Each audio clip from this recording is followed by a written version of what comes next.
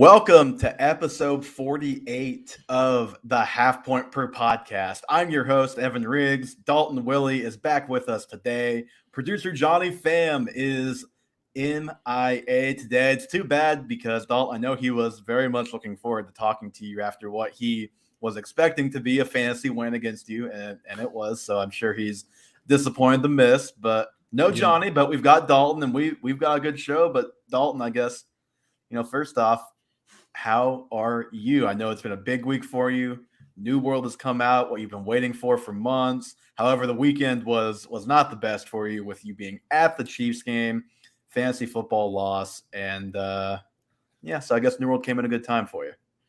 I mean, I've lost my last two matchups just because of poor start set decisions. I mean, benching Josh Allen last week and CH for that fact, that really, really hurt my opportunity to win. And overall, it's just been a hard start to the fantasy season. I felt like week 2 and week 3 were both those weeks where you walk away and you're like, fantasy just did not go the way that we think it's supposed to go. Yeah. Like whenever AJ Green has 100 yards, especially week 3, I feel like. Whenever AJ Green has 100 yards, I question everything that led up to that decision factor. Yeah, it was a weird week 3. Obviously, it started off with McCaffrey getting hurt, which made it a bad week 3 to start. No Dalvin Cook either, so you had like Alexander Madison going off, and yeah, it was strange times. But we are here to try and at least make some sense of those strange times, and to do that, we are going to do a little bit of buy low, sell high today. We've got 2 guys each that we're trading away at what we think is going to be their highest value or close to their highest value of the season. And then buy low, obviously, guys who have not performed up to what they were drafted to be. And we think, at least right now, we think that they're going to turn around. Pretty self-explanatory, but an important show. I mean, I feel like the buy lows and the sell highs early in the season, if you can get a panic deal from someone, Dalton, it can a lot of times flip your team early on. Yeah, well, and right now is the part where we haven't played enough football for things really to pan out. Like some of the superstars haven't been superstars yet. And some of the guys who are, top 12 players like Jamal Williams, he's top 12 player right now. Is probably not going to stay. I know he was one of my sleepers earlier in the season, but that guy's not somebody who's going to be a top 12 season long. And so that's some of the value you can kind of extract from these players. Mm-hmm. Yep, absolutely. But where I wanted to start first, I talked about a little bit in the newsletter, which if you haven't read, halfpointperpod.substack.com. Also, the link tree, which Johnny will put in the description of this podcast, has all of the links to everything Half Point Per Podcast. But go read that week 3 recap. I talked a little bit about Chuba Hubbard in there. But now that the waiver portion of that discussion is over, I wanted to focus a little bit more on just the on the field with Chuba, because I think we're going to get at least 2 weeks from what it sounds like out of Chuba. And Dalton, I'm curious just how much both of us like him. If you're the Christian McCaffrey fantasy manager and you have Chuba, you probably have to start him. Like, unless you're in a very shallow league, which if you're in a shallow league, you probably didn't have Chuba to begin with. But if you're in a very shallow league, or in a 12-team league rather, and you're the McCaffrey owner and you have Chuba, you've got to start him. But what do you do if you're not the McCaffrey owner and you either had Chuba already, or you were first in waivers, or just for whatever reason decided to outbid the McCaffrey owner and you have him on your team? Well, I think he's probably a low-end RB2 over the next 2 weeks. I still think there's a lot of question marks as to how much Royce Freeman factors into this game. I know last year when CMC was out, it was basically the Mike Davis show. But Chuba Hubbard's still a rookie. We're going to get you saying Chuba before McCaffrey is back. I promise you. Chuba, he is a rookie, so he still has lots to learn. And Royce Freeman's not been a slouch anywhere he's been. He's certainly not like an all-star running back, but he's a good NFL backup running back who can be worthy enough to take those takes away. And they don't really need Chuba to be a successful weapon because they have so many other weapons on that offense right now that they don't have to utilize him in the same passing role Christian McCaffrey was getting, which is where a lot of that value comes from. And that offensive line's not that good either. Yeah, and the other thing I was going to say about Chuba is early on, like maybe the first or second play at when I didn't even realize McCaffrey was like injured was that 4th and inches, and he didn't pick it up. And it was like, well, he just ran straight into his offensive line instead of like actually, it's not that you can be patient on 4th and inches, but he kind of, I don't want to say lost the trust, but Royce Freeman was kind of the short yard guy after that, the rest of the game. I'm not saying Freeman's going to have a big role or anything like that, but you're right. It kind of remains to be seen what that looks like now that they have a full week to prepare. Obviously, Chuba is no one's a one-to-one than McCaffrey, but as far as just type of player, style of player, like he's obviously very similar to McCaffrey. Royce Freeman is the complement to that. But yeah, I'm kind of with you. I think he's a low-end RB2. Do you, if you're the non-McCaffrey fantasy manager, do you consider trying to sell Chuba right now? And I think you can probably only sell him to the McCaffrey owner. But do you try to pull that off? And I mean, that's like the ultimate sell high because the guy hasn't had the job to himself for a full week yet, and you're selling him on that hope. And it could burn you, but you're selling him on that hope that he could really produce the next couple of weeks. I mean, I might look to sell him. It's not like the injury CMC had last year where there was a potential to hold him out. This one's a pretty clear-cut injury, and we know what it's going to look like. And he didn't go on IR, which is always really encouraging. Yeah, the first one was the high ankle sprain, and that's like a clear-cut like 2-month thing. Yeah. The second one, he had the shoulder, and then he got hurt again in practice, and also they were out of the playoff picture. They are 3-0 right now, and so they are very much going to be fighting for the playoffs for now, it looks like. Yeah. So if you can sell him, especially to a McCaffrey owner as a 1-to-1, like, I don't know, this could be like last year all over again. There's a lot of value to be had, and I think you could really nickel and dime them to get that out of them. I would certainly probably sell him if I had him.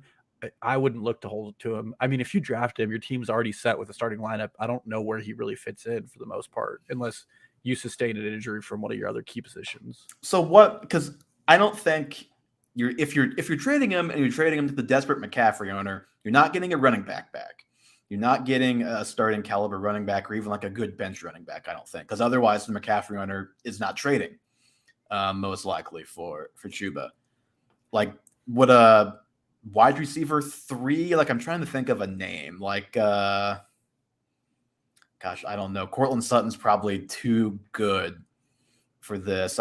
There's a million, I know Juju's banged up, but like, would you trade Juju for Chuba?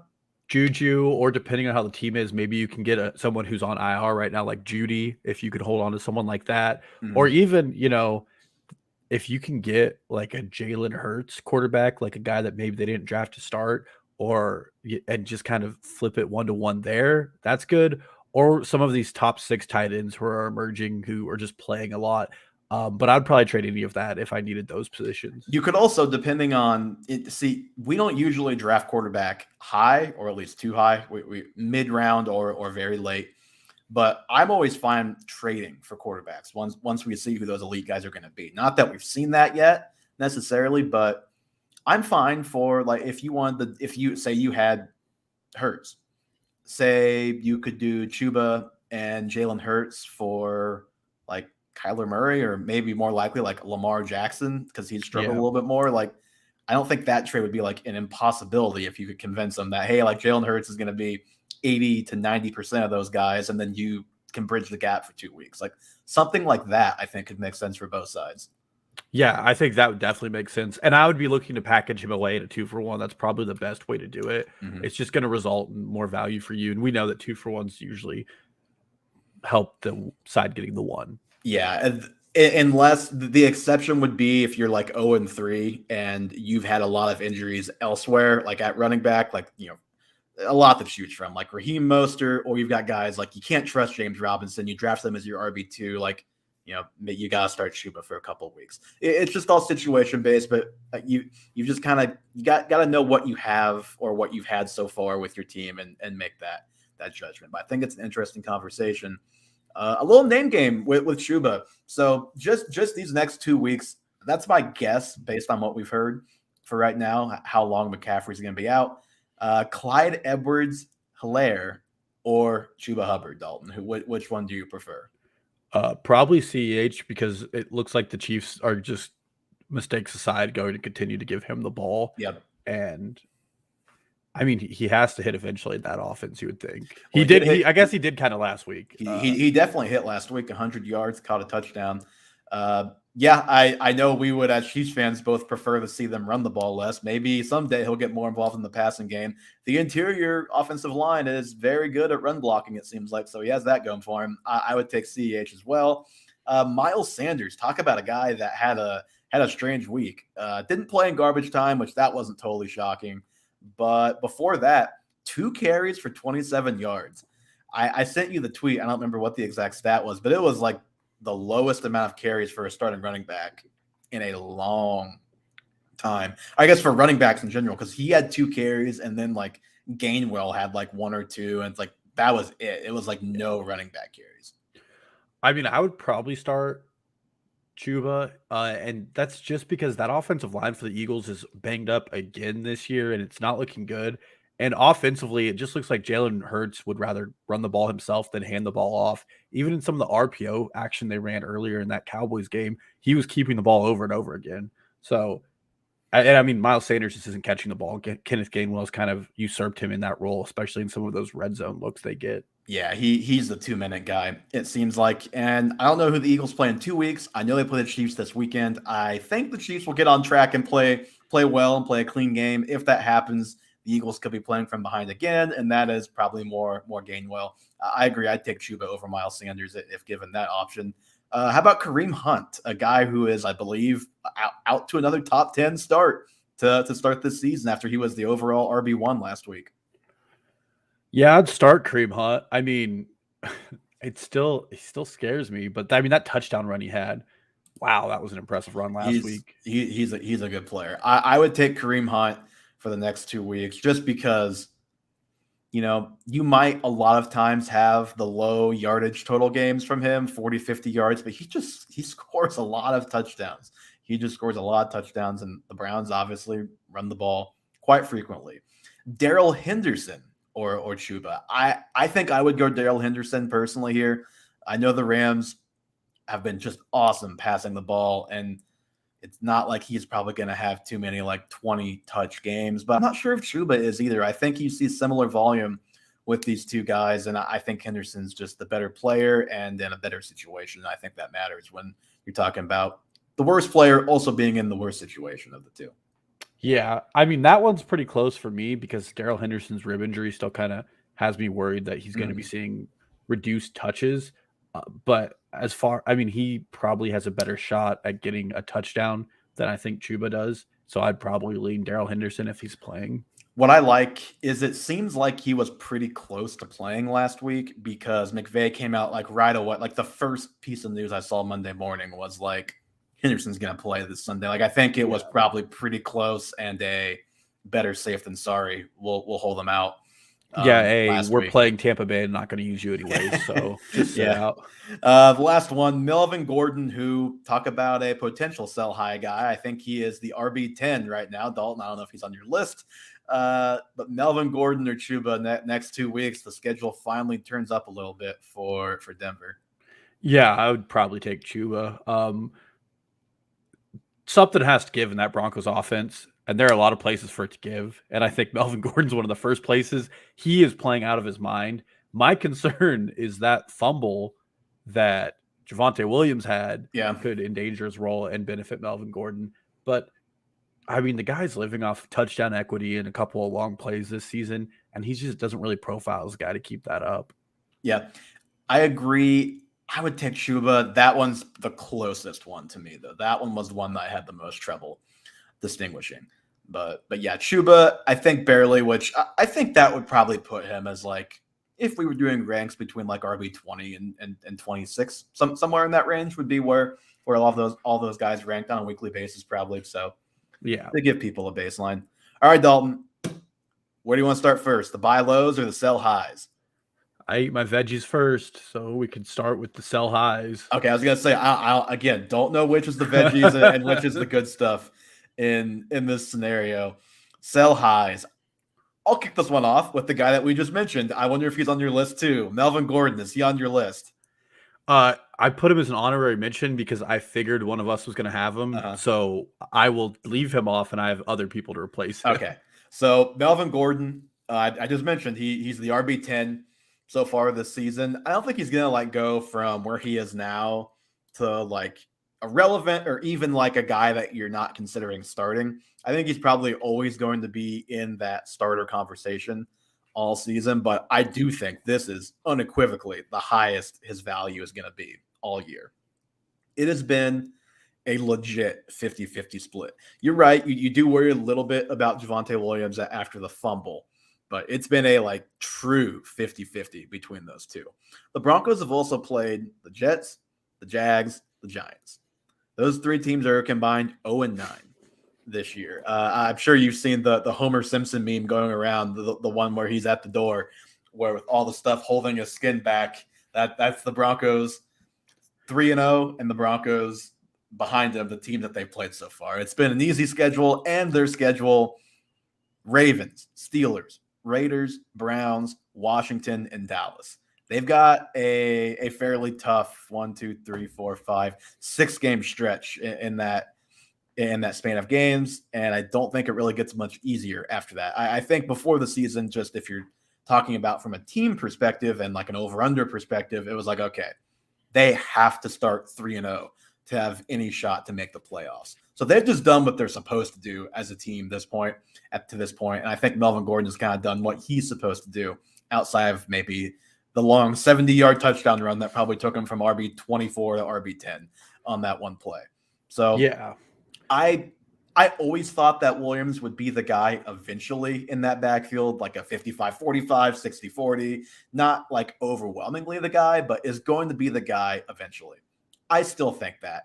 I think people are going to be probably the most dubious of trading for Melvin Gordon of anybody on either of our lists, probably because this stuff is not exactly not obvious. But I do think you could probably trade him for a slow starter at running back. You could trade him for, there's a couple tight ends I had in mind. I'm curious with how bad Washington has looked the last, I guess just last week, they looked okay against the Giants. Like Terry McLaurin, could you trade him straight up for Terry McLaurin to a running back needy team? Like Robert Woods, another guy who he started very slow. Cooper Kupp has been incredible. I think eventually teams are going to realize, hey, let's focus a little bit more on Cooper Kupp, and Robert Woods, I think, is still going to get his. Like Allen Robinson, George Kittle, maybe. He did just have a pretty good game, but he's a guy who managers could be frustrated with, and Kyle Pitts be the last guy that I'd think about in that range. I'm curious what you think. Yeah, I mean, the way you sell Melvin Gordon to somebody is you tell them, hey, they also just lost KJ Hamler, Jerry Judy's out. That offense is looking thin. They're gonna need to use their skill position guys, and Melvin Gordon is there. And then that defense hasn't really been tested. You just try to sell the fact that the Broncos are going to stay in those games enough that they're going to need to run the ball and still want to run the ball. Mm-hmm. And I mean, he looks like Melvin Gordon of the Los Angeles Chargers, the way he's playing right now. I mean, he's playing well too. Yep. He has multiple 10+ yard runs. Again, I don't think that's going to continue. I think that's matchup, not skill. But you sell that to him, and most importantly, you saw that he's playing next to a rookie who just had a fumble in a game at the goal line of all places. A very important fumble. Obviously, they won the game anyways. Yeah, was never in much doubt against the Jets. Yeah, but you sell those facts, and you try to get him out there. And I talked about it before the season. Pat Shurmur has a history of RB1s, and I still do think that's going to be Javonte Williams. I think he's going to be utilizing him more as the season goes on. But I do think you could get like a wide receiver 2, somebody coming off a bad week, like a Tyler Lockett, or somebody coming off of injury, like a Deontay Johnson. You can probably sell them for those guys who've kind of underwhelmed so far this season, who are probably poised to do a little better. Yeah, I think you could probably trade for any receiver on the Steelers for a good price, no matter how good they themselves are. Just send them the clip of Big Ben literally falling down like three steps after the snap the other day. It's bad. Okay, who's your first sell high? I just can't stop talking about this player.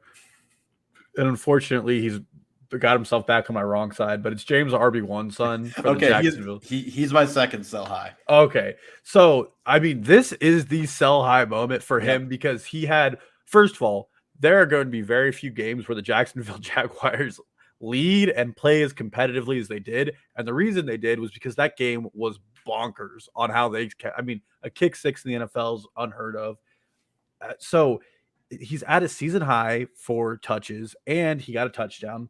And that involvement was because of his game script. It was because they were close enough in the game that Trevor Lawrence wasn't dropping back 55 times to pass.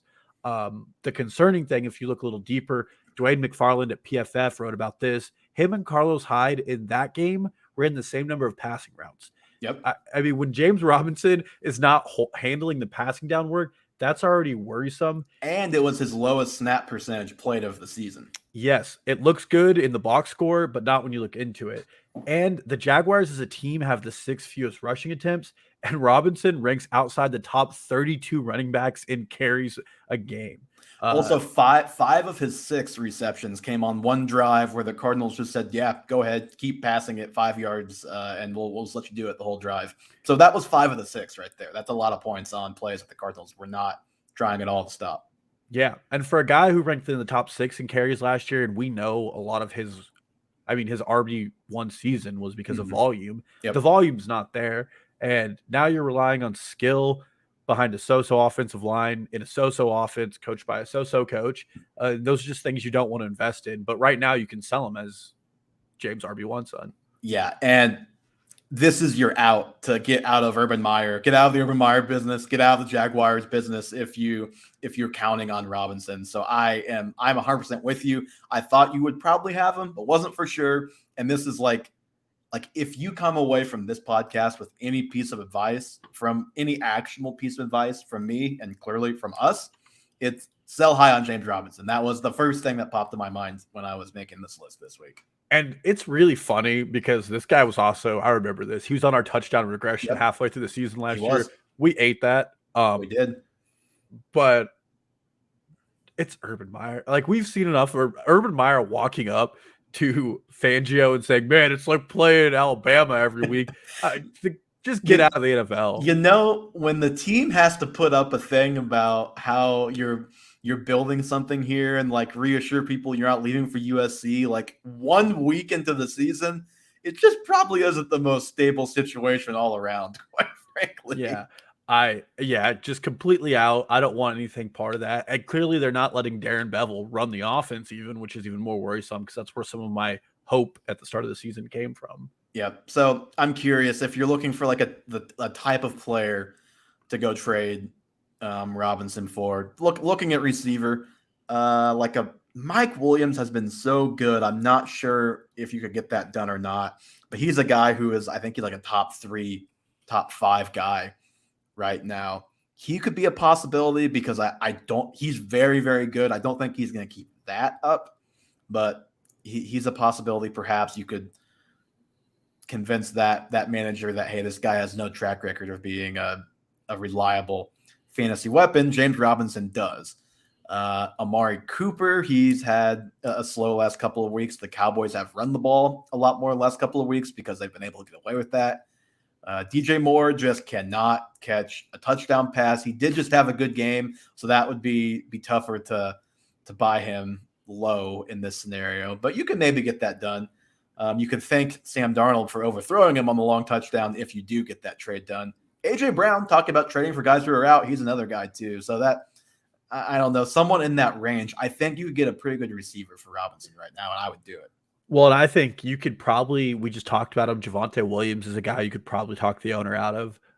Damian Harris is another guy that there's negative press about him, but he's still getting the majority of the workload. And with James White is gone, I mean, there's potential for a lot there because Ramondre Stevenson is not a pass catching back, and Brandon Bolden is a special teamer. Oh, it's JJ Taylor season, buddy. 5'3" is a scary height to be in the NFL. I mean, even if I might even prefer Naheem Hines for the season. Him and Robinson are probably pretty close. It depends on your team makeup. But if you're in a full PPR league, I'm probably going to want Naheem Hines as like a good floor play weekly because I feel like Robinson's floor is a lot lower than what we would see with Hines. Yeah, I don't think that would be selling high on Robinson. I think you could probably Yeah. do better than that right now. If you wait, then that might be what you end up selling him at in 2-3 weeks if things don't go well again for a couple of weeks. I really wish Saquon didn't have the game he did because he would be my buy from everybody. But yeah, I agree. I thought he looked good in what I saw. He looked like the Saquon of old, and he got all those targets. I mean, I think he had a team high of 7. He was tied with his usage is definitely ramped up for sure. So that's both of my sell highs out of the way. So who's your second one? I have 2 here. Okay, go for it. And they're on the same team. Okay. And they're in front of my boy. Their names are AJ Green and Christian Kirk. Let me just tell you, both these guys put up, and I'd put on, just so we're aware, I'd put Rondell Moore on this list for the same reasons if he was having the games they were having. And this is more so about Christian Kirk, but I need to get a dig in at AJ Green whenever I can. They put up 100 yards apiece on Sunday against a team that's allowed the most 100 yards to receivers in the NFL over the last 2 seasons. They're now at 10 over 19 games, which is really hard to do.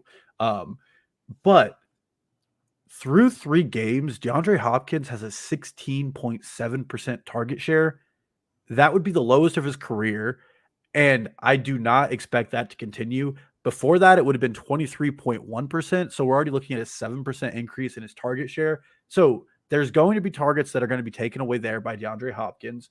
Then I don't know about Christian Kirk because he's playing out of his mind, but for sure, Rondell Moore has outperformed AJ Green on the season, and I think there's going to be a bigger rotation going further into the year.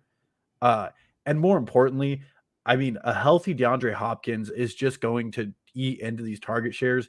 And once the Cardinals have to start playing, teams that aren't giving up 77-yard open touchdowns to players like they have with Kirk, or just not covering AJ Green like the Jaguars did all day, then these guys are going to have to show their skill. And I just don't think they have it. Dwayne McFarland at PFF did a yards per separation. AJ Green is bottom 10 in the NFL in yards per separation. Christian Kirk is bottom 30 in the NFL in yards per separation. And then Rondell Moore is top 45. Mm-hmm. So, I mean, those stats don't bode well for them doing well season long. AJ Green, you probably can't sell for much other than maybe like an injured Juju if their owner is desperate. But I think Christian Kirk has some serious value for like a Kyle Pitts, who we might talk about later, or even like a Tyler Higbee, who look like they're going to have solid roles on their team at a different position. Yeah, I basically my stance on Kirk is if you can get someone to give you a every week starter, I would 100% do it because I think he and Moore are just gonna ping pong back and forth. And yeah, I think Hopkins had a great first week, hasn't been great the last 2. I've been a little bit surprised with people are like a little bit off of Hopkins at this point. Like, oh, this is kind of what we thought it was going to be when he came to the Cardinals to begin with. It's like, I think it's a little early for that. I would not do that. Yeah, I mean, if you can buy him low, yeah, I'm all about that one. But I mean, clearly you want players in this Atlanta or Cardinal offense because it's putting up points every week, and I just don't think these are the 2 players you want. And same with Max Williams. If you're really desperate out there, don't pick him up. Mm-hmm. So this is fun. I'm not sure if Streamlabs is still recording. Not sure if it's still picking up any audio. So we'll see about that later. On to our buy lows. And you're going to have to forgive me on this one because I can't help myself. I have to go long on my guy, Joe Mixon. He's just so good, man. He's just so good. I think you could probably buy low on him even with as good as he's been because, number one, he has the history of burning people every year. Even when he's ended good, it just has been up and down and has not felt good at the end of the season. I think you got that going for you. And then number 2, he's had 2 straight games with under 10 points after he had the big game week 1. It has not been a lack of yards. It's been just touchdowns is all it's been. He has not played below 74% of the snaps yet, and that snap count was against the Steelers when they were up by enough that they were able to actually mix in some of the other Chris Evans and Samaje Perine mix them in a little bit there. So through 3 weeks, Joe Mixon is third in rush share in his backfield behind Derrick Henry and Najee Harris, both, I would say, the preeminent workhorses in the NFL right now. He had a handful of targets week 1. It's trailed off the last 2 weeks. Again, the Bears game, their offense was just a disaster, and they really only scored touchdowns like in the last 5 minutes of that game. So just a pretty chalked game for the whole offense until they had a couple garbage time touchdowns late. Then week 3, like I said, they get other guys involved late. Even if the passing game stuff isn't a handful of targets every week, just like 2 or 3, I think that's fine. They got 29, 20, and 18 rushes his first 3 weeks. His yards, 127, 69, 90. And he just looks awesome when you watch him play. He's just a stud. He stands out on the screen. He's second in the NFL in total rushing yards at 286. He's third in forced missed tackles, third in explosive runs with 7. And PFF grades their offensive line as 25th in the NFL. So it's not like he's needed a good offensive line to do what he's doing. So I don't really even have worry of like, well, the O-line's playing great. I'm not sure if they can keep that up. It's like, no, they're still playing pretty bad. He's just been playing very, very well. I'm wondering, like, I don't know, James Robinson you probably couldn't do, but like Najee Harris, Chris Carson, Zeke, like straight up, I think you could probably get Mixon for any of those guys, probably especially Zeke, which, by the way, Zeke was I almost put him on the sell high. Couldn't quite bring myself to do it because I don't think do he's that gonna, again this year. I don't think he's going to be a top 5 guy, and I don't think he looks like the same guy as he did like in 2019. But he's still going to be like a top 10, 12 guy. So really, really hard to sell that. But if you're looking to buy low, like CEH plus a receiver, like a Marvin Jones, a Kenny Golladay, or just like Tyler Lockett straight up, like I think you get Mixon for a pretty good price because he has been such a source of frustration. And I think I've seen a lot of good things so far this season. Just the touchdowns haven't been there every week. Burrow has thrown for 7 touchdowns. The team has 8 touchdowns. I do not think that will continue. It's funny because he was on a lot of sell high lists when I was looking this up. Really?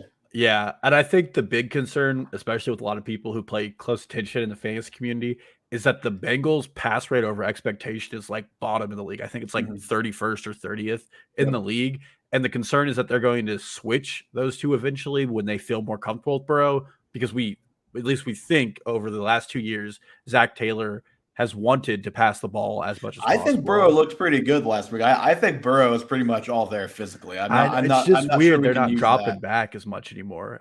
The last 2 years they dropped back, even with horrible quarterbacks to end the season last year. They were doing 40, 50 passes a game. And well, if they drop back more, I think he'll probably see at least some targets. Joe Mixon is going to get volume because he's the best player on that offense. And then just the other thing on it was his target rate has dropped every week since his first week, where he had like I think a 16 or 17% target share. Yep. Now we'll see what that looks like with Teehee being out for an entire game and kind of how they move that offense around. But I mean, I'm not saying he's a buy low or a sell high. I'm just saying it's interesting. But I would love to get Joe Mixon. I would trade Zeke for him. I mean, I'm an Eckler owner, and I would be up there, or at least interested in like a Mixon for Eckler trade. Yeah, he's somebody I would definitely look to trade for. CH and somebody else for him, absolutely. But my feelings for CH have soured horribly recently. Here's the thing. And we're recording this on a Wednesday night. Hopefully we get this out Thursday morning. If you're going to trade for Joe Mixon, you must do it before the Thursday night game. When they played the Jaguars last year, he was 25 rushes, 151 yards, and a touchdown, or 2 touchdowns, and then 6 catches for 30 yards and a touchdown. Not saying he's going to do that, but I do think there's a great chance he has a blow-up game this week. And so, yeah, I would like to swoop in before that happens because there is no trading for a guy of that caliber if he's coming off of that week. Yeah, I think him and Jamar Chase are going to absolutely obliterate them. Jamar Chase is going to have a 100-yard game for sure. And, I mean, this Jaguars team just isn't equipped to be in it. I thought the Texans were going to be bad. Jaguars team looks just as bad as they're going to be. That defense can't put anything together. No, and they just trade a starting cornerback for a tight end because their tight end last week, like, I don't. Caused a pick. I would say I don't want to say he threw the interception, but he But basically threw. he came as the close as you interception. can Yeah, to throwing the interception. yes, he came as close as you can to throwing the interception as the guy that was actually supposed to catch the ball. Yeah. So if you can get and trade for Joe Mixon right now, I certainly would. I mean, if you can convince someone for like a Miles Sanders, I don't think you're probably trading Miles Sanders after what happened last week. you could try. You could try, but I don't think you're going to. Just get the Philly fan in your league. I don't know. The Philly fans might dislike him more than fantasy football players. I don't know what the pulse is there for Miles Sanders. So who's your first buy low? My first buy low is also an RB1. Okay. It's Jonathan Taylor. Okay. He's my second buy low. We're doing a lot of overlapping here. Well, there we go. I mean, he looked great on Sunday with the ball in his hands. The issue was he didn't have the ball in his hands as much as we'd like, but 10 carries for 64 yards. But they just didn't. Indianapolis ran the 28th most plays last week because the way they were playing in the game, the way it was being played, not a lot of offensive possessions. And let me just tell you, things look pretty bad in Indy right now offensively, but Frank Reich is a very good coach and he'll probably fix it. Some of the positives and the bad start, just record wise, we talked about before the season, was very predictable because the schedule is a monster for them out of the gate. Yeah. And I know some people are shying away because he's splitting work with Naheem Hines, but this is a clear 50-50 split. I mean, not even 50, 60-40, 70-30, because Marlon Mack was just a healthy and active last week. Taylor has 16 first down runs in the NFL. That's second in the NFL right now. And then here's the thing. Let's list the guys in the NFL who aren't splitting with somebody. Christian McCaffrey even kind of was a little bit more this year than years past, which I think is great. Conceivably, keep him healthy. Obviously, he's hurt, but I was excited about that he was splitting more. I think Joe Mixon, Derrick Henry, and Najee Harris, the three guys I mentioned. Yep. Saquon Barkley, probably the fourth right now. Is there anybody else? I don't think so. Chubb has Hunt. Zeke has Tony Pollard. Dalvin Cook could be the other one when he's healthy. So you have 4, maybe 5 guys, like 4 or 5, maybe 6 if you count McCaffrey. Like everybody splits. Maybe David Harris after this week. I don't think you can let the fact that he's splitting scare you off because everybody does. But the Colts also still play Houston twice, Jacksonville twice. Those are games they're going to lead in. And when they're leading in those games, Jonathan Taylor just gets the ball relentlessly because they just pound the rock. Mm-hmm. And they probably know what they got in Carson Wentz right now and want to minimize him throwing the ball as much as possible. You would think, but they sure were throwing the ball last week when like they were down, but not to the point of we have to completely abandon Jonathan Taylor, but that's what they did. I mean, 10 carries for 64 yards. The guy's averaging 6.4 yards a carry, which was more than Carson Wentz was averaging per pass attempt. Yes. So I'm totally with you on Jonathan Taylor, and I think he is a very easy guy to buy low right now. If you have to know the people in your league, but if the person in your league is number one, reactionary, and number two, is less watching all of these games and listening to these podcasts and more looking at the scoreboard. Yeah, because he's the RB28 right now. He's played all 3 games. He's behind Dalvin Cook, who played 2 games. He's behind Mike Davis, who is completely split with Cordarrelle Patterson, who was also obviously ahead of Jonathan Taylor. He's behind Zach Moss, who's played 2 games. He's behind Darrell Henderson, who's played 2 games. I think you could freak out the Jonathan Taylor owner into giving you a pretty nice trade for a guy that I just think he's going to be an RB1 when it's all said and done. I really do. Well, and if I'm going to trade him, here are the 3 things I'm saying. 1, Quentin Nelson injured again. Yep. Where's that line at? 2, wow, Naheem Hines on the field a lot. And 3, Carson Wentz. Good news is left tackle Eric Fisher's probably back this week or next week. They've been starting a 3rd stringer at left tackle. Offensive line's going to improve. I mean, whenever their left guard gets back, Quentin Nelson is just amazing. He's a fighter. And Carson Wentz is sticking with that, like Phillip Rivers, I just throw to my running backs all the time. It's all around good for Jonathan Taylor. you just go up there and you sell the negatives on the top, I think things get better for him pretty quickly. So I would buy him if I could. And this is a first, early, second round pick. So that person's probably not in a good spot right now. Yeah. And to add on the Hines point, and again, I would assume this changes, but it wasn't just like 2-minute drill, pass the ball to Hines. Like, he was also just like, it was kind of classic Frank Reich, like, quote unquote, ride the hot hand. Hines kind of got left in there for times where it was like, okay, like, what, like, why is Jonathan Taylor not in again? So I think you could easily add to the stress by pointing stuff like that out that this guy probably doesn't realize if he didn't actually see any of that game. And re-sign Hines on a contract, start the season. Obviously Taylor was a rookie last year, so it was a little bit different, but we saw this last year where it was like Reich will mess around, even in the playoffs last year, where like Taylor had already established himself as a great running back in the NFL. He's got Nyheim Hines carrying the ball on the goal line and getting stuffed on the goal line. He'll do this. You're gonna have to live with the Frank Reich stress, but you're going to get an awesome RB1, I think, at some point. And now there's no Jordan Willikins to mix in that makes things frustrating. At least there's two guys. Yep. And then obviously you mentioned it, Marlon Mack. It seems like a trade is at least happening. He wants to trade. They want to trade him. And he wasn't active last week just because they want to trade him. Don't want him to get hurt. I don't know if you could maybe you could do James Robinson and a receiver for him, Chris Carson and a receiver for him. I think Calvin Ridley is probably a hold if I have him, but I would like if I could get Ridley for Taylor straight up, I would do that. I'm not sure you could, but someone in that like Chris Godwin, I would maybe do Chris Godwin straight up for Taylor too.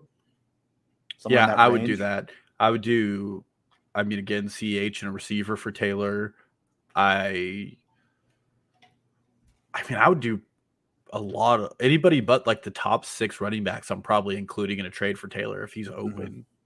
Yeah, I'm with you. I'm totally in on Taylor turning around this season. And you know what? Through 2 weeks, he was like, if the guy could have just converted like any of these like 1-yard runs for touchdowns or like 2-yard runs for touchdowns. Yeah, he's good. He's been so close to this being such a different narrative, even with as frustrating as his usage was last week. So yeah, I think Taylor's a great one. Who is your final buy low?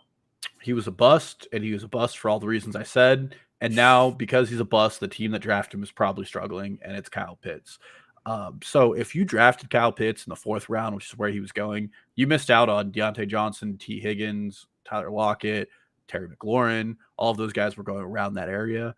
And he's really the only one of those top 6 tight ends, Mark Andrews, George Kittle, Travis Kelce, Darren Waller, and TJ Hawkinson, who just hasn't had a game that you can walk away and feel good about yourself. Mm-hmm. And so that team's probably struggling, and they probably have a wide receiver 2, running back 2 spot that really needs a fill because they drafted where they did, unless they hit really late on a round. But which is possible. Like maybe they took Deebo Samuel or someone like that. But for the most part, they're probably struggling. So he's a guy who is open, and he just doesn't look good right now on the stat sheet. But like in terms of what he's doing on the field, he looks really good. He ranks in the top 8 in fantasy points while recording yards per route run. He ranks 4th in terms in routes run at 104 out of all tight ends. He's running on the field a lot. His target shares are low. It's 14.4%, but I think it's going to increase. He's only one of 7 tight ends with 4 more explosive plays. He's playing really well. He's just not getting the ball, and he's not getting those boom plays we've been expecting, and he hasn't caught a red zone touch. Well, and the issue is Matt Ryan. I touched on this a little bit in the newsletter. Like everyone's talking about Big Ben, and Matt Ryan's not where Big Ben is at, but Matt Ryan has not been good. I know they won the game, and he had decent numbers last week, but number one, he had a pick dropped in the end zone that would have ended the game. So there's that earlier in the 4th quarter. Number 2, he is doing the classic Matt Ryan thing of defense is giving me dump down. I shall dump it down every single play. Like Calvin Ridley has 8 catches for 61 yards last week. Like that should not happen. Pitts had basically nothing. It's like, hey man, like the defense wants you to throw it 2 yards down the field. maybe don't one time. Yeah. Like maybe just look downfield once, please. And that's from a frustrated Calvin Ridley. but even also a frustrated. I had Kyle Pitts in a yardage parlay over the weekend, and he had like 14 yards or whatever it was. So just all around frustrated. They played the Giants. Like that should have been a big game for both those guys, and especially Pitts. But it was not. I wonder just maybe, Matt Ryan's learning like his millionth offense in the last like 5 or 6 years. Maybe that gets better, and through the season, maybe he learns the offense more, gets more comfortable in it. I don't know, but overall, just from a talent perspective, yeah, I'm with you. I think Pitts is playing well. Whenever I see like the Falcons on red zone, he had that catch I think against the Bucks where he had to like on the run turn around and like catch a back shoulder throw, and he also like turned up field like extremely quickly after he caught that ball. Like he just does things where it's like, yeah, this guy's just a different kind of athlete, and I think that will eventually convey the points. And I mean, we talked about at the start of the season, tight ends probably the hardest position to learn in the NFL. It takes guys years to come on. Darren Waller, among off the field issues, was a practice squad guy for a while because he just couldn't figure out the position at first, and then it hit. And Kyle Pitts probably has more talent than Darren Waller did coming in, and definitely knows the position well and is getting the usage to learn it. And he's going to come on. He's going to hit. But the guy who drafted him probably is looking to deal him at this point, especially if you have like, who are some tight ends out there who are probably overperform a Gronk. I mean, yeah, I wouldn't trade. Gronk. Yes, Gronk is the. But you could probably 2-for-1 him with Gronk and get like Kyle Pitts and a low end wide receiver 2 and feel really good about that trade walking away. Yeah, and even like a guy who's not overperforming but is like doing fine. Like who's doing fine? Like Logan Thomas is doing fine. Who else in that like middle round at tight end range is doing okay? It's been such a disaster. I mean, Noah Fant has looked fine. Jared Cook actually is a guy that's put up points every week that you could probably enlist in a 2-for-1. Yeah, the receiver would have to be, or the running back would have to be the better part of that trade, I think, if it's a guy like Cook. Because you go from like the most exciting tight end to have in the league, because like what Kelsey is. He's the best tight end to have, but most exciting is Pitts because he's this new shiny toy that you don't know what the upside is. So you go from that to Jared Cook. Like I need something else pretty good at receiver or running back to want to do that. Even the production has been good for Cook. Yeah. I mean, maybe you can do an Adam Troutman trade. See if they'll take that. I don't think so. But I mean, I would probably trade like a wide receiver 3 for him if I was looking to get Pitts, and probably just throw in like a streaming tight end. I mean, I'll tell you this right now. I would trade James Robinson for Kyle Pitts straight up right now. Whoa, that would be a blockbuster trade. But I would do that if I had James Robinson. Yeah, I think I would do that too, though. I know it feels bad to give up a running back and not get a running back, and it also feels bad to give up a running back and have get a tight end back that hasn't performed. But I do have faith that's going to turn around for Pitts, for all the things that we talked about. And real quick, just to add to your point of guys who you could have drafted, I think there were probably people who were choosing between Cooper Kupp and Kyle Pitts in the 4th or 5th round. That's another that is not going great so far if you chose Kyle Pitts. Yeah, I mean, like we said when I talked about the bust, it really wasn't about the player. It was just about the talent that was there. And Cortland Sutton was another one that was probably in that area, probably deeper, but another guy that could have been in that area. So if you took Pitts, you're probably feeling pretty bad about it, and you shouldn't trade him, but you should feel bad about drafting a tight end in the 4th round. Mm-hmm. So real quick before we get out of here, some of those like very top guys, like Mike Williams, I mentioned him earlier, Cooper Kupp. I'd have to look at who the top running backs are. I was pulling it up before. Yeah, top running backs are pretty much the usual suspects, but at receiver, it's not. So Cooper Kupp, Mike Williams, Tyler Lockett, Adam Thielen. Shocking we didn't say him. The guy just scores touchdowns every freaking week. I don't know if any of those guys are like must sells, like sell highs, but if someone is going to pay you like they're a top 5 receiver, I think we probably both agree like we would trade those guys, right? I If would someone trade, offered you Tyreek Hill for Cooper Kupp straight up. and Tyreek Hill is another potential buy low because he hasn't looked great for all intents and purposes, but I think that'll change. But yeah, I mean, Debo Samuel is another person I would probably say he's not top, but I think he's like wide receiver He's 9. 17. He's Yeah, wide receiver 9 he's and a half 9. point. Mhm. So I mean, that's another guy who you could probably sell as a wide receiver 1 whose production feels a little flimsy, and Ayuk is back, and this podcast is Ayuk stands, and this podcast is also of the belief that Kyle Shanahan is a dunce, and you should just not take players on his team because he's going to ruin their fantasy value. Evan's best ball team rejoices that Brandon Ayuk scored points for the first time all season. Now we just need AJ Brown to do something when he comes back in a couple weeks. Yeah. Well, and if he plays, Julio Jones is another guy who I have concerns because right now you could sell him as a wide receiver 1 overall because AJB is gone and a guy named Chester is the wide receiver 2 on that team. So he's another guy. It's just his health right now is up in the air. And probably after next week, Chase Claypool might be a guy you can sell because I think he might be the only Steelers receiver playing. Yeah. Well, I asked about those very top guys because I saw Jake Seeley. I think it was Jake Seeley mention this, on Twitter, pretty much said exactly what I said, where it was like, yeah, I'm not like looking to sell those guys, but if you get paid like their top 5 guys, I would do it. Like he straight up said, like, I have seen Mike Williams get traded for Tyreek Hill. Like hashtag in my league, like not in my league. In my league, I've seen Tyreek Hill go for Mike Williams. So I those type of deals I would do in a heartbeat.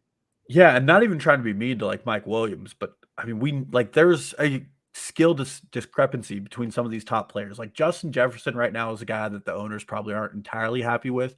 I would trade Mike Williams straight up for Justin Jefferson.